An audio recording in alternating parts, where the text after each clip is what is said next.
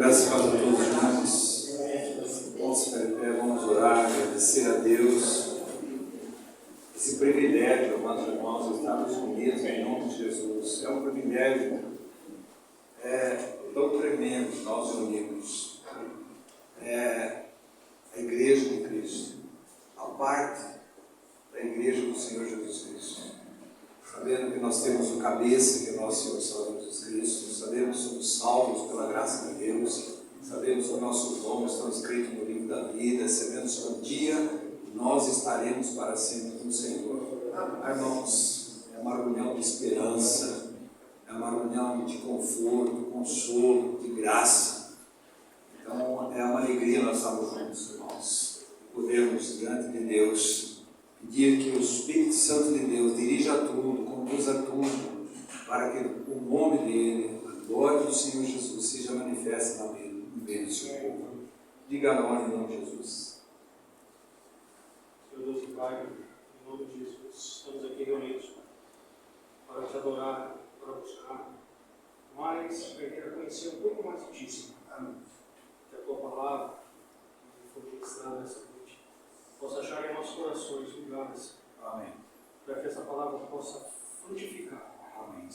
E que nós possamos corresponder a esse tão maravilhoso chamado. Amém. Estamos aqui reunidos porque fomos convidados por ti, Senhor. Estamos reunidos essa noite para glorificar e exaltar o Senhor. Amém. Juntamente com nossos irmãos amados, que a sua paz, a bondade estejam conosco aqui nessa noite. Amém. E que haja em nossos corações uma transformação de mente, que haja um renovo, Senhor. Visita o teu povo. Amém. Precisamos da tua visitação, Senhor. Amém. E fica conosco aqui nessa noite. Em nome de Jesus, oramos e agradecemos. Amém. Amém, Senhor. Amém. Vamos sentar, irmãos. Vamos abrir a palavra de Deus, 1 Coríntios 15, vamos ler o versículo 1 até o versículo 5. Eu gostaria que os irmãos lessem juntos, participassem da leitura da palavra de Deus. 1 Coríntios 1, do 1 até o 5. 1 Coríntios 1, do 1 ao 5.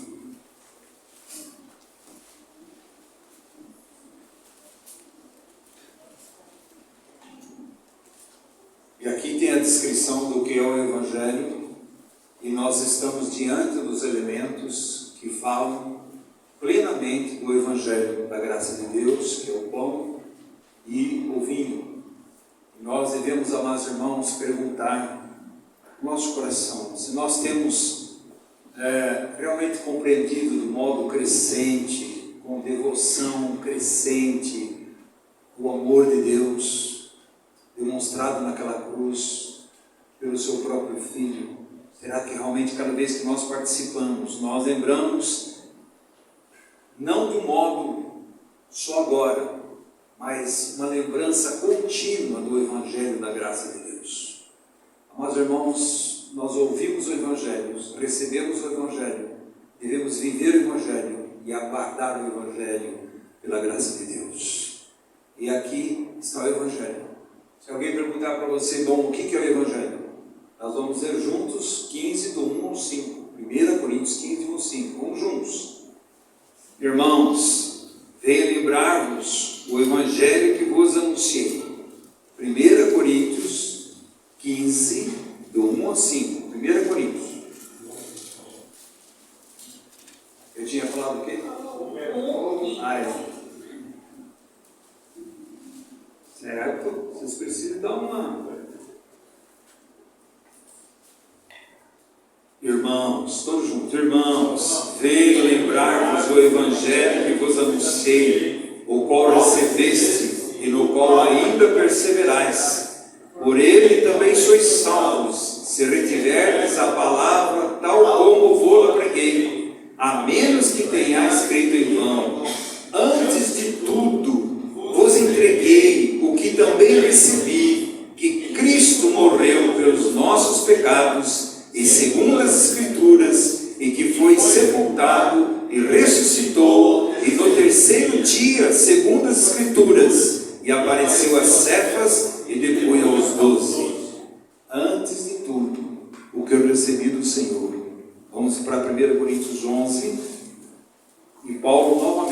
essa colocação aqui, meus irmãos. Versículo 23, 1 Coríntios 11, versículo 23, vamos ler juntos. Porque eu recebi do Senhor o que também vos entreguei, que o Senhor Jesus, na noite que foi traído, tomou o pão, e tendo dado graça, partiu e disse: isto é o meu corpo, que é dado por vós, fazei isso em memória de mim. Por semelhante modo, depois de haver ceado, tomou também o cálice, dizendo: esse cálice é a nova aliança no meu sangue. Fazei isso todas as vezes que o beberdes, em memória de mim. Porque todas as vezes que comerdes esse pão e beberdes o cálice, anunciais a morte do Senhor até que Ele venha. Louvado seja o Senhor, engrandecido seja o Senhor. Amém. Que palavras de conforto, de encorajamento, descanso, esperança para os nossos corações, amados irmãos. E nós temos a palavra dizendo: vocês estão anunciando a minha morte até que eu venha. Eu já disse N vezes para os irmãos que você está dando um testemunho do Evangelho. O Evangelho é a morte, sepultamento, ressurreição e a vinda de Jesus. Nós estamos nesse intervalo entre a ressurreição, a entronização, a glorificação de Cristo, e o intervalo que aguardamos a vinda do nosso Senhor Jesus Cristo para a nossa glorificação dele. Então o Evangelho, isso quando nós participamos, ele é tão profunda que envolve tudo. Amados irmãos, o Calvário é o trono de Cristo. Tudo, desde a fundação do mundo e eternidade todas, ela gira em torno do Calvário. Se não houvesse o Calvário, não haveria absolutamente nada que pudéssemos entender, compreender, receber, ser salvos, ser libertos, ser transformados, se não fosse pela obra de Cristo naquela cruz. Então a cruz de Cristo, ela é antes da fundação do mundo e ela vai para a eternidade. Porque quando eu e você estivermos vendo a face do nosso Senhor, nós vamos ver as marcas do Calvário. Mas irmãos, isso daqui deve pesar profundamente no meu coração, seu coração. Então por que será que Jesus vai dizer: vocês devem participar? Porque é o centro do coração de Deus, é a cruz. E o centro do reinado de Cristo é a cruz. E o centro da vida da igreja é a cruz. Fora da cruz não há vida da igreja. Não há igreja. Sem a cruz, amados irmãos, não há demonstração do grande amor de Deus para com todos nós pecadores. Então a cruz deve ser o centro das nossas vidas. Lembre-se que a cruz, desde a eternidade, a cruz envolve a morte, o sepultamento, a ressurreição de Jesus, até que Ele venha, porque Ele vai voltar. E aqui, amados irmãos, tiramos algumas coisas que eu já disse aqui, para o nosso coração, para o nosso descanso, para o nosso encorajamento, diante desses elementos tão simples. Mas, meu amado irmão, quando você toca nesses elementos, você participa deles, você está se aproximando cada vez mais do Senhor, ou você está se afastando dele, porque é uma realidade espiritual. Nós estamos tocando o céu na terra, nós estamos tocando, amados irmãos, no próprio Senhor Jesus Cristo, espiritualmente. Não transforma em carne, nem em sangue, mas espiritualmente, amados irmãos. Tanto é que quando nós tocamos e participamos, nós podemos, amados irmãos, ser curados, libertos, encorajados, mas também podemos ficar doentes, porque é uma realidade espiritual, não é uma mesa qualquer. Ela é tão profunda, tão maravilhosa, amados irmãos, que o Senhor anseia que um dia nós vamos sentar naquela grande bodas do Cordeiro lá no céu, e o Senhor Jesus vai nos servir. Você imaginou isso, amados irmãos? Então, quando nós olhamos para esses elementos, é uma festa fortalecedora. Ela vem lembrar eu e você que, olha, houve uma morte, houve uma ressurreição, e vai haver uma volta do nosso Senhor Salvador Jesus Cristo. É para fortalecer eu e você como peregrinos santos nessa caminhada celestial. Fortalecer numa hora tão, mais difícil da vida da igreja. Mas é um fortalecimento para fortalecer a nossa fé, muitas vezes fraca. Mas que maravilhoso! Tocamos a realidade espiritual, o corpo de Jesus, o sangue de Jesus. Tocamos, amados irmãos, os efeitos da morte de Jesus e do sangue de Jesus derramado naquela cruz. É fortalecedora para mim e para você. Quando nós amamos o Senhor, é uma festa pactual na qual Deus fez uma aliança com o seu povo. Amados irmãos, Ele fez uma aliança unilateral, não tendo por quem jurar. Jurei por mim mesmo. Aonde? Na cruz. Deus não fez um pacto com você, Deus fez um pacto com Ele mesmo, através do seu sangue. Por isso nós podemos confiar, porque Deus é fiel. A sua fidelidade e a sua imutabilidade é eterna. É um pacto que Deus fez através do sangue de Jesus Cristo, onde é passado no umbral da porta. Os pecadores estão lá dentro, mas Deus, por Ele mesmo, Ele fez um pacto com Ele mesmo. Por isso é impossível que Deus minta e que Deus quebre o seu juramento. Ele realmente, amados irmãos, Ele nos perdoou eternamente. Não deixe que Satanás ponha dúvida no seu coração. Olhe para o sangue de Jesus. Ele nos perdoou eternamente. Graças a Deus. Amados irmãos, é uma festa amorosa na qual os crentes confessam: nós o amamos, Senhor, porque o Senhor nos amou primeiro. Nós temos devoção a Ti, Senhor, porque é o Senhor que nos buscou, é o Senhor que me achou, é o Senhor que me chamou, é o Senhor que me justificou e o Senhor que me glorificou. Não fui eu que escolhi o Senhor, foi o Senhor que me escolheu. Eu nunca fui até o Senhor, mas o Senhor veio até mim, porque Ele veio buscar e salvar pecadores como eu e você. É uma obra divina, da graça de Deus. Que Deus incansável é esse? O pecador foge, que deveria ser o contrário, meus irmãos. O pecador deveria ir até a cruz, nunca fugir dela, porque na cruz há cura, a libertação, a transformação, santificação, justificação, expiação, a tudo o que o pecador precisa.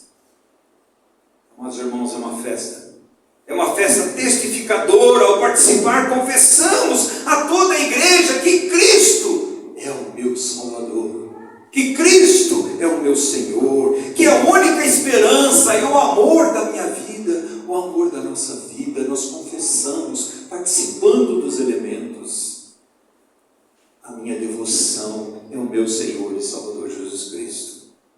Meus irmãos, recebemos pela fé novos suprimentos nesse caminhar da graça de Deus, pela união com Cristo, há uma renovação. Por que será que Ele diz: você faz, repete, sempre a mesma coisa, anunciais a minha morte até que eu venha, eu morri, eu ressuscitei e eu vou voltar.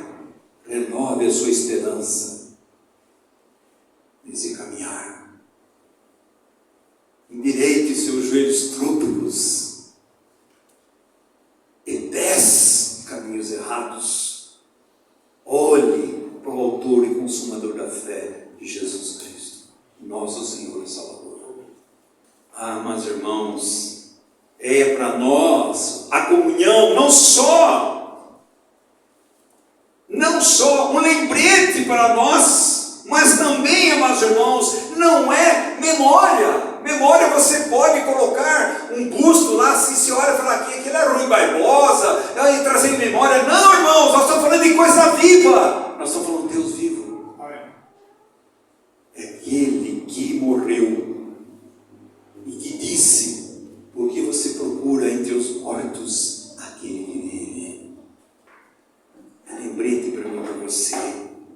Amados irmãos, isto é para despertar as nossas afeições com amor a Cristo. Isto é para que ódio ao pecado, porque foi através do pecado que Cristo foi para a cruz. Gratidão pela misericórdia de Deus e o prazer em fazer a sua vontade. A ceia lembra eu você, amados irmãos. A ceia glorifica a Cristo, pois revela e manifesta a sua presença contínua com a sua igreja. Ele diz: eis que estarei convosco todos os dias até a consumação.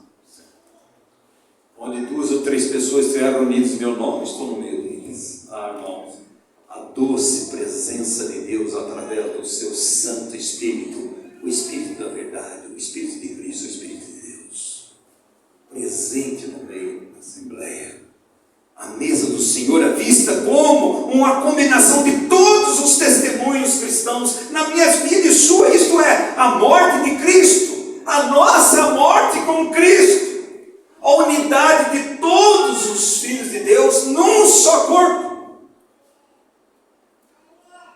E a bem-aventurada esperança que Cristo Jesus vem nos buscar. Irmãos e irmãos, toda vez que nós participamos, nós anunciamos a morte, a ressurreição e a vinda do nosso Senhor Jesus Cristo. E lá no final do Apocalipse, é uma colocação tão maravilhosa que ele começa dizendo: ele vai vir, e ele termina dizendo: certamente ele virá. Mas irmãos, só os filhos de Deus têm essa esperança. Ninguém tem essa esperança. Ninguém, nenhuma religião, nenhuma, seja o que for, tem essa esperança. A esperança das pessoas é tentar aplacar a ira de Deus fazendo alguma coisa para ser salvo. A esperança dos cristãos é porque já fomos salvos pela imensurável graça de Deus e aguardamos o nosso Senhor, que vem nos dar um outro corpo, e nós o veremos face a face e seremos semelhantes a Ele. É a esperança do cristão, irmãos. Não existe nenhuma, só o cristianismo dá isso. Só o cristianismo verdadeiro. É só no cristianismo verdadeiro que alguém morre por um pecador. É só no cristianismo verdadeiro é que vai dizer: perdoa, Pai, porque eles não sabem o que estão fazendo. Só um Deus encarnado pode salvar eu e você. Ninguém pode salvar. Nem Zoroastro, nem Buda, nem Allan Kardec, seja quem for, ninguém pode salvar. O único que pode dizer, amados irmãos, só o único que pode dizer: eu sou a água da vida, quem beber essa água jamais terá sede. Quem pode dizer isso? Quem pode dizer: eu sou o pão da vida, e se você comer esse pão, você jamais terá fome? Quem pode dizer isso? Quem pode dizer: eu sou a luz do mundo, quem crê em mim jamais andará em trevas, terá a luz da vida? Quem é que pode dizer: eu sou a ressurreição e a vida, quem crê em mim jamais morrerá? Quem é que pode dizer para mim e para você: eu sou o bom pastor, eu dou a vida pelas minhas ovelhas?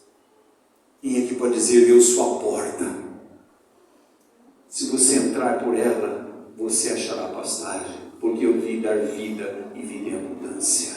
Quem é que pode dizer isso, irmãos? Ninguém. Só Jesus. Só Jesus tem toda a competência. Por isso, esse Senhor Jesus, que fez essa obra maravilhosa, amados irmãos, que muitas vezes nós temos uma visão muito pequena da obra de Cristo. Porque quanto mais nós conhecemos a Cristo, mais nós amamos a Cristo, e e mais odiamos o mundo e odiamos a nós mesmos e nos apegamos a Ele.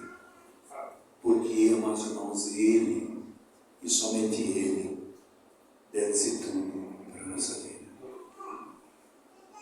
E o texto de Apocalipse 22 diz assim, no versículo 7: eis que venho sem demora. Irmão, você acha que Jesus está demorando? Quem acha que Jesus está demorando? Que levanta a mão.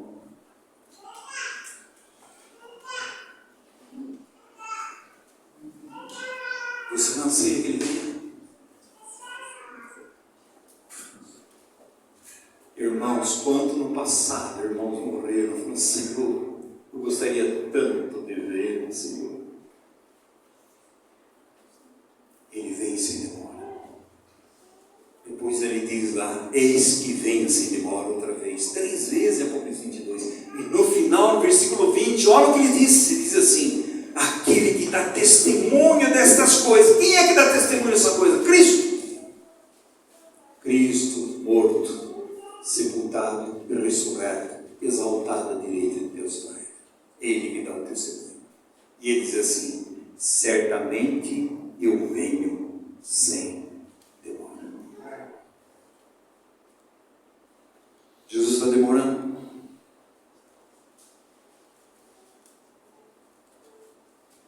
Jesus está demorando para os corações que anseiam vê-lo face a face. Jesus está demorando para aqueles que amam a sua vinda. Jesus está demorando para aqueles que aguardam a sua vinda. Jesus está demorando para aqueles que estão cingindo, vestindo, pronto, com as tochas acesas, esperando o Senhor. E com o seu azeite, sua botija, gente, cheia, porque eles aguardam o noivo, estão preparando. E ele diz: certamente venho sem demora. Amém. Aí sabe o que diz o Espírito Santo? Vem, Senhor Jesus.